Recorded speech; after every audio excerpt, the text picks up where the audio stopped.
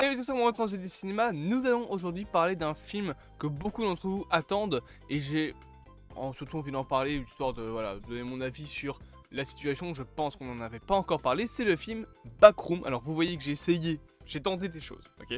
J'ai tenté de mettre une image de flou, et j'ai tenté de déguiser un peu plus les trucs sur OBS. C'est encore en bêta, ok, il n'y a pas l'ombre radiale, il n'y a pas le petit décor, ta gueule le chat. Mais au moins c'est un peu plus joli que juste une image et les réseaux sociaux. Vous me dites ce que vous en pensez, vous me dites si vous préférez ça. Concrètement ça ressemble plus un peu au montage que je faisais avant. Donc avant je faisais le montage entièrement moi-même, je faisais des cuts etc. C'était hyper chiant, je faisais ça à l'époque sur téléphone avec mes petites mains. Sachant que en plus j'ai des problèmes de santé au niveau des mains, donc moi c'était atroce. Il faut vous dire que moi jouer à Minecraft ça me fait mal, hein. Moi je peux pas jouer trop longtemps. Je dis ça mais je le fais quand même. Mais du coup voilà, vous le savez, un film... Oh, regardez-moi ça comme c'est beau. C'est pas magnifique avec le petit flou derrière. Incroyable. Un film sur les backrooms est actuellement en préparation. Normalement, le créateur de la série Backroom sur YouTube sera de retour parce qu'on sait que ce ne sera pas juste un film sur les backrooms. En plus d'être un film sur les backrooms, ce sera une adaptation de la série Backroom créée par Kane Pixel. Donc ce sera lui normalement qui devra être de retour, sachant que le mec aujourd'hui je pense qu'il a quoi, il a 19 ans, truc ainsi, enfin il est vraiment hyper jeune, 17-19 ans je pense, enfin entre 17 et 19 ans, et donc il sera logiquement à la production de cette série qui en plus de ça ne sera pas produite par n'importe qui, elle sera quand même produite par A24. Si vous avez suivi la chaîne, vous connaissez A24, c'est un studio qui fait beaucoup de bonnes choses en fait. C'est un studio un peu en outsider. Je dis ça parce que déjà c'est pas un gros studio du genre Universal, Disney ou quoi. C'est un plus petit truc, c'est un petit peu comme Blumhouse. Et du coup comme c'est plus petit, le cahier des charges de leur projet est moins gros. En plus c'est pas eux qui distribuent leurs films, c'est les studios, les plus gros studios qui distribuent leurs films. Un petit peu comme peut le faire Blumhouse. Blumhouse par exemple, ils ont un contrat de distribution avec Universal, donc la plupart de leurs films sont distribués par Universal. Et ça permet en fait d'être un peu plus libre en termes de créativité. Par exemple, A24, vous les connaissez parce que c'est eux qui ont fait la série Has Been Hotel. C'est eux qui l'ont produite. Et après, c'est Amazon Prime qui l'a distribuée, mais c'est une série de A24. Donc c'est un studio qui se permet beaucoup plus de liberté. Et un projet sur les backrooms, c'était sûr et certain que ça allait arriver. Voilà. Ce phénomène est grandissant. Alors, malheureusement, je pense que c'est trop tard, je vais m'expliquer juste après, mais il faut quand même se le dire, les backrooms c'est un phénomène mondial qui a cassé internet. Il y a rarement des choses qui cassent à ce point là internet que les backrooms. Souvent c'est plus des trucs de niche comme Has Been Hotel, etc. Mais à part ça, ou par exemple GTA, etc., c'est souvent voilà, des gros trucs qui cassent internet pendant quelques mois. Et là, voilà, tout le monde s'est enflammé, les backrooms, vous le savez, il y a eu plein de trucs, il y a eu plein de projets, plein de gens ont fait de la 3D autour de ça, même moi j'ai fait une petite animation 3D sur Blender. Si j'arrive à la retrouver, je vous la mettrai au montage, je suis pas sûr que je puisse la retrouver. Mais donc voilà, c'est vraiment un projet en fait internet qui a défoncé tout le bordel, et c'est surtout inspiré de quelque chose que j'aime beaucoup, les liminal space. Si vous ne connaissez pas les liminal space, je vous explique rapidement, mais il y a une vidéo sur Feldup qui est incroyable là-dessus. Cherchez, parce que je vais pas dire que je vais vous la mettre en description, je vais oublier de toute façon. Mais cherchez sur YouTube, vous mettez Feldup liminal space, il a fait une vidéo qui était incroyable dessus. Mais en gros, le principe des liminal space, c'est de faire des lieux nostalgiques. En fait, c'est des photos de lieux nostalgiques. Souvent, c'est des photos, par exemple, de parcs d'attractions, de centres commerciaux. C'est souvent des endroits très grands, très vides aussi. Genre souvent, et c'est une règle d'or, il n'y a personne. Il n'y a pas d'humain en fait dans les liminal space. Il n'y a pas de photo de quelqu'un. Du coup, vous pouvez pas vous repérer sur la photo à des gens. Et en fait, ce sont aussi des photos qui sont un peu bizarres, dans le sens où elles vous rappellent des lieux de votre vie, mais c'est souvent des endroits où vous avez jamais été. C'est ça qui est incroyable avec les liminal space, c'est cette ambiance liminale tout simplement. D'ailleurs maintenant il y a plein de jeux qui ont été faits autour des liminal space. Il y a même maintenant un genre musical qui a été inventé grâce à ça, le luminal justement. Donc voilà, c'est inspiré de ce genre de choses, ces endroits vides, gigantesques et un petit peu nostalgiques parce que ça vous rappelle des endroits où vous avez été, mais vous pouvez jamais vous dire réellement, ça me rappelle un endroit mais je sais plus lequel. tout simplement parce que bah, vous n'avez pas été à cet endroit. C'est une nostalgie d'un endroit où vous n'avez jamais été. C'est le principe des Liminal Space. Et les backrooms s'inspirent énormément de ça, avec tous les niveaux des backrooms, etc. Enfin, ça dépend du modèle de backroom qu'on utilise, parce qu'il y a plusieurs modèles. Faudrait que je fasse une vidéo entière pour vous expliquer les backrooms, mais MMG Stan s'en démerdera. Enfin, si jamais je le fais pas, il le fera bien un jour, donc je vous renverrai vers sa chaîne. Mais en attendant, les backrooms, ça a cassé internet. Voilà, clairement, c'était la folie. Et un film sur les backrooms, en soi, c'est une bonne idée.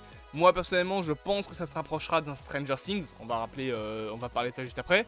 Mais, comme je l'ai dit, je reviens sur ce que je disais tout à l'heure. Pour moi, c'est trop tard.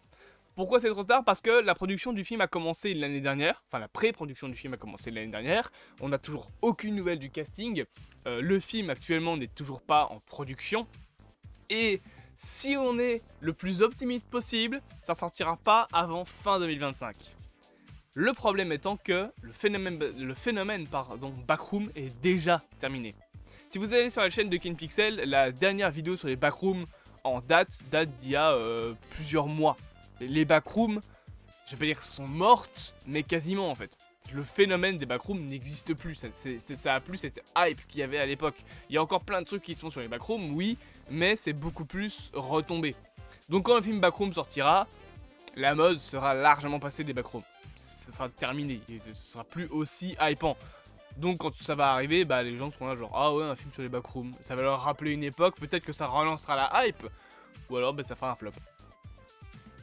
Triste, mais c'est comme ça, le film arrivera trop tard, je pense. Souvent plus, A24, bon, je pense pas qu'ils vont le sortir au cinéma. Hein, c'est pas un film qui fait des trucs au cinéma, c'est un film qui fait des trucs en streaming.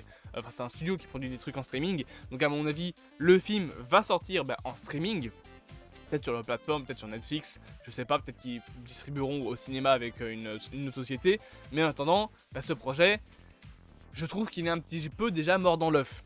À cause notamment du fait que le phénomène des backrooms est retombé. Maintenant, encore une fois, que peut composer ce film Backroom? Je pense, comme je l'ai dit, on va revenir sur ce que je pense que ce sera, qu'on va se rapprocher d'un Stranger Things, tout simplement.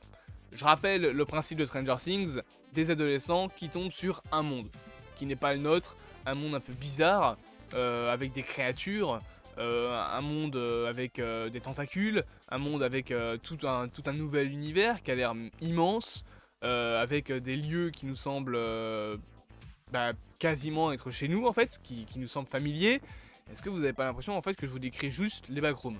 Je pense clairement que le film va bien évidemment s'inspirer des backrooms, mais être très ressemblant à ce que a fait Stranger Things. Parce que concrètement, Stranger Things en fait, l'histoire de Stranger Things, c'est un niveau des backrooms.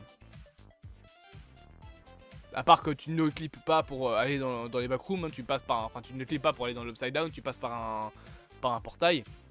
Mais sinon, c'est les backrooms. C'est tout. Genre, voilà. Et Stranger Things, ça va bientôt s'arrêter aussi. La saison 5 sera la dernière. Donc tout ce qui touche de près ou de loin à ce que peut être le film Backroom est en train de se finir. L'ère, en fait, des backrooms, je trouve, est plus aussi hypante. Donc le film sur les backrooms... Ouh, pardon, il n'y a pas d'image là.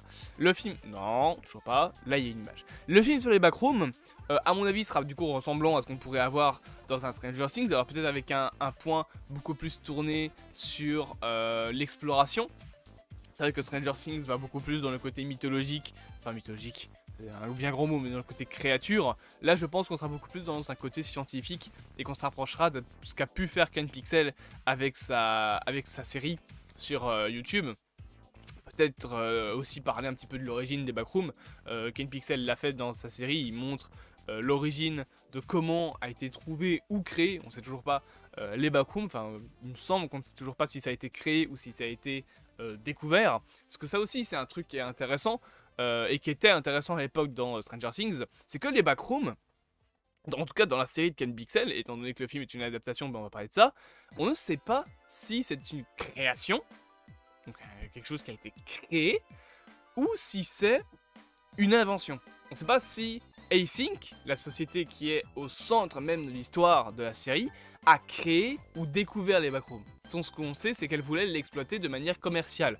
notamment parce que ça permettait le stockage, ça permettait aussi de régler plein de problèmes concernant la famine, concernant la surpopulation, parce que imaginez que l'humanité bloquée actuellement sur 44 milliards de kilomètres carrés, la Terre fait pas 44 milliards de superficie, je sais plus combien elle fait, mais elle fait 44 000 km il me semble de diamètre, je pense que c'est ça, sur son diamètre horizontal, sur le diamètre vertical, je pense donc du pôle nord au pôle sud c'est 40 000 je crois, il y a moins de kilomètres en haut que de gauche à droite, parce que la Terre est un peu aplatie sur les pôles, je ne vais pas rentrer dans les détails scientifiques, mais donc Async produit ça tout simplement de manière commerciale parce que imaginez que l'humanité bloquée sur sa petite boule bleue découvre un jour qu'en fait ils ont un espace gigantesque, infini, parce que les backrooms grandissent de plus en plus, à leur disposition.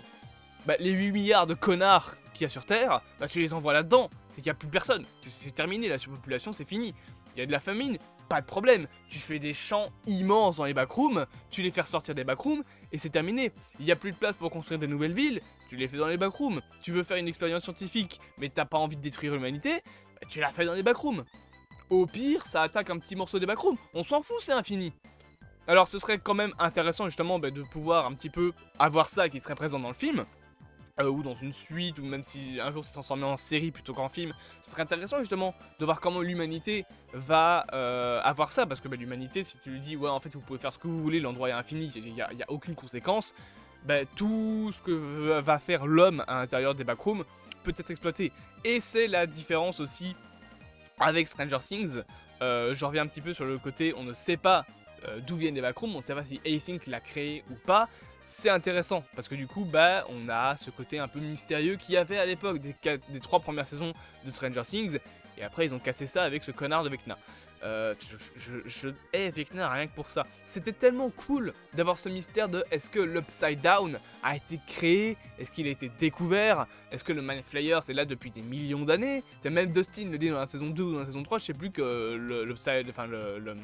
le Mind Flayers, donc le flagelleur mental, il était là depuis des dizaines, des milliers, des millions d'années, on sait pas depuis quand il est là. Et là, du coup, on sait qu'il est là depuis les années 80. Puisqu'il a été modelé par Vecna. Ça détruit tout le mystère. Vraiment, je hais ce personnage, je hais Vecna. Et c'est l'erreur, je trouve, que le film Backroom ne devra pas faire. Ne pas expliquer l'origine des Backrooms. Parfois, on n'a juste pas besoin de savoir. On peut peut-être expliquer et montrer comment Async a découvert les Backrooms. Ça, je dis pas. On l'a montré avec la série Backroom. On sait que Async, avec un accélérateur de particules, a ouvert le portail vers les Backrooms. Ça, on le sait.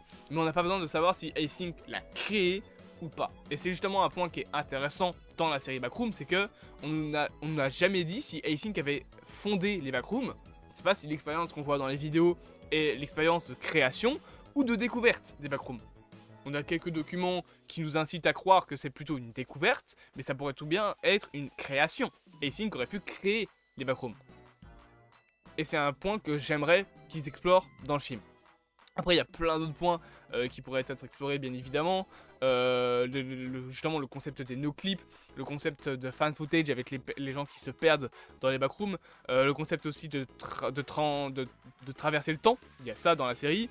Et il y a un point que j'ai vraiment envie qui est dans le film. Pour ceux qui n'ont pas vu la série Backroom, vous ne comprendrez pas, mais en gros, revenons justement à cette fameuse vidéo du premier portail qui s'ouvre à travers les backrooms. Il faut savoir que dans la série, ce portail, cette création de portail a une date. Et la date correspond pile poil à un tremblement de terre qui s'est passé dans la réalité. Ça, je trouve ça trop bien. Le fait de lier le lore de la série à des événements réels, ce serait incroyable. Ce serait insane. Le film a besoin de faire ça. On pourrait par exemple expliquer que Tchernobyl n'est pas dû à cause d'erreurs humaines comme on nous l'a dit, que c'est déguisé pour le gouvernement et qu'en fait c'était une expérience pour essayer d'ouvrir les backrooms. Et qu'ils avaient besoin d'énergie nucléaire. Imaginez ça, ça pourrait être trop bien. Et même en fait dans une fiction de base, nous dire que des éléments comme ça sont en fait des gros complots et que c'était juste pour cacher une expérience scientifique, moi je trouve ça trop stylé. Je trouve ça incroyable de lier des points comme ça de scénario de fiction en fait à des événements réels. D'ailleurs dans les histoires que moi je crée, j'ai déjà fait ça. Bon, je l'ai effacé parce que ça fait un peu cliché je trouve, mais je trouve ça incroyable. Donc le film Backroom pour moi a un énorme potentiel. Et j'ai vraiment envie de voir ce que ça va donner. Mais j'ai peur que ce soit trop tard. J'ai peur que le film arrive trop tard par rapport au phénomène que c'est les backrooms. La série est arrivée en pleine descente en fait. Et ça a permis une énorme remontada de l'histoire des backrooms. Mais de nos jours, c'est plus aussi connu. Genre les jeux qui sont sortis sur les backrooms, ils datent de 2020, 2021, 2019. Dans ces environs-là, il n'y a plus des nouveaux jeux backrooms qui sortent. Il y a des nouveaux jeux sur les liminal space qui sortent, mais plus sur les backrooms. Les backrooms, c'est un petit peu, voilà, maintenant c'est un petit peu une histoire de niche. C'est con, mais c'est comme ça. J'espère du coup que cette petite vidéo vous aura plu. Bien évidemment, n'hésitez pas à vous abonner, à partager, à liker et à commenter. Et j'espère quand même que le film Backrooms ne sortira pas en 2030.